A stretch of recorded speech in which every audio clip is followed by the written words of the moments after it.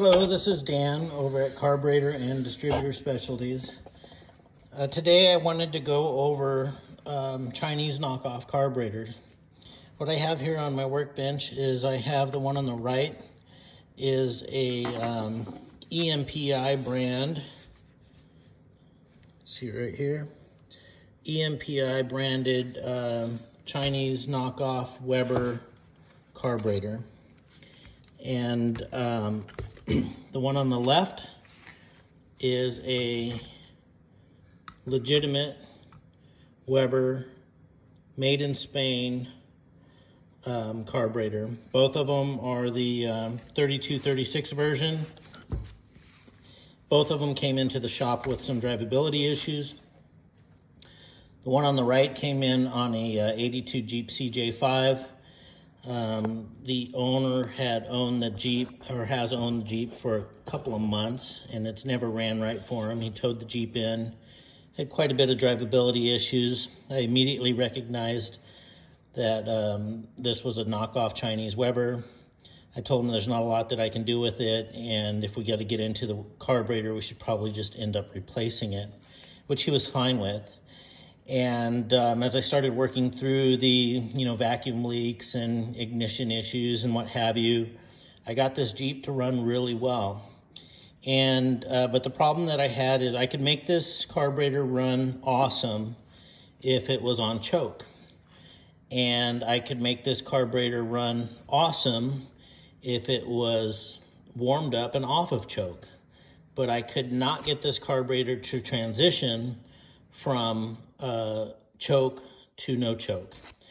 And one day I had this Jeep up on the freeway for about 20 minutes. It was up to full operating temperature, and it was still on the second notch of the fast idle cam. It would not come down.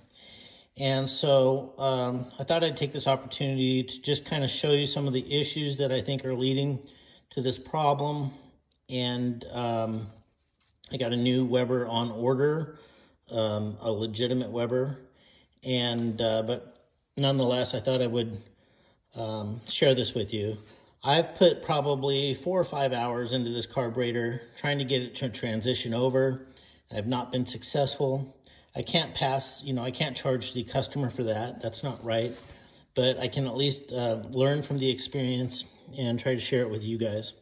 So one of the things that I want to show, first of all, is that the linkage here, it's really hard to tell, but it's just not near as smooth. Like when I push down, it kind of catches at first. It's not near as smooth as the original Weber. Now I've had this choke off and on this carburetor, the choke housing off and on. I've had the complete mechanism apart. I've lubricated the mechanism, and I cannot get it to operate smoother. Also, if you notice on this carburetor, you have here the fast idle adjustment screw. It is not in line with the fast idle cam. It is cockeyed. And the reason for that is when you get deep into the carburetor, down into here, this linkage is just sloppy. And if you go online, and in here is where it ties in. If you go online and you read about EMPI carburetors, you'll read so much comments on forums and what have you about people talking about their quality control issues. Another thing that you'll notice on this carburetor is that it's shimmed out at the top bosses where the choke housing mounts on. Now, I shimmed those out with small washers, and the reason being is when I tried to mount the choke housing to the bosses without any shims, I was getting a horrible binding in the choke mechanism. And I'm assuming that it was getting a twist in it. I don't know for sure, but the way that I tried to fix that was to shim it out. And I still was not successful in getting a transition from choke to no choke.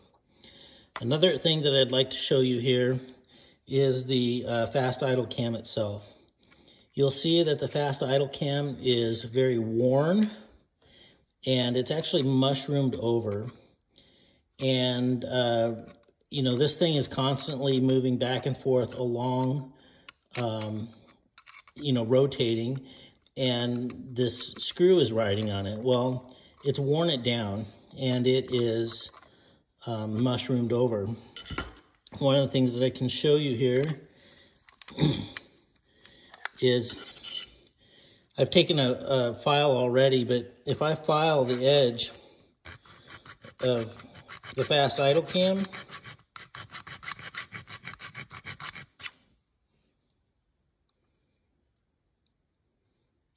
you can, I'm trying to show it to you, but it rounds it over in no time flat. And the reason is, I'll go on my edge. The reason is, look at the groove that it put in that this is not hardened. And when we look at the original Weber carburetor, you will see that the adjustment screw is in line with the fast idle cam. When we look closely at the fast idle cam, the edges are all super sharp. There's no wear on it. This is a used carburetor.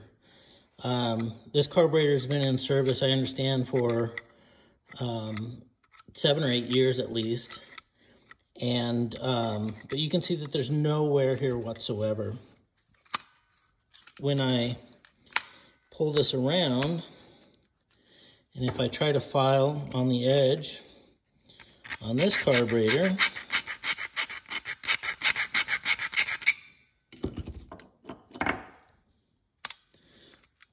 I've taken off the coating, but I have not created a groove in it. And that's because Weber spends the time and money to harden this piece. They know that this piece is going to be against constant friction, and it's hardened. And another thing that you'll notice here on the Weber carburetor is the spring is nice and it's just laid out properly. The spring on this carburetor here is on top of itself. When I measure the spring,